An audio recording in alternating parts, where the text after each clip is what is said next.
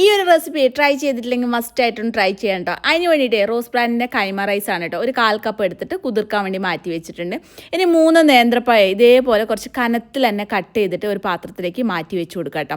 ഇനി ചീഞ്ചട്ടി അടുപ്പത്തേക്ക് വെച്ചിട്ട് അതിലേക്ക് ഒരു 2 ടേബിൾ സ്പൂൺ നെയ്യില്ലേ അതൊന്ന് ചൂടായി വരുന്ന സമയത്ത് കട്ട് ചെയ്തിട്ടുള്ള പഴം അതിലേക്ക് ഇട്ടിട്ട് നന്നായിട്ട് മുരിച്ച് കൊടുക്കുക. അതിലേക്ക് കുറച്ച് റൈസിൻസും അതേപോലെ തേങ്ങയും ആവശ്യത്തിന് പഞ്ചസാരയും ഏലയ്ക്കും പിന്നെ ബദാം പൊടിച്ചും കൂടി ഇട്ടിട്ട് കളറ് മാറുന്ന വരെ ഒന്ന് മുരിച്ച് കൊടുക്കുക കേട്ടോ. എന്നിട്ട് പാത്രത്തിൽ നിന്ന് മാറ്റി കൊടുത്ത ശേഷം അതേ ചീഞ്ചട്ടിയിലേക്ക് കുറച്ച് വെള്ളം ഒഴിച്ച് കൊടുത്തിട്ട് ഈ ഒരു അരി ഒന്ന് വേവിച്ചെടുക്കുക.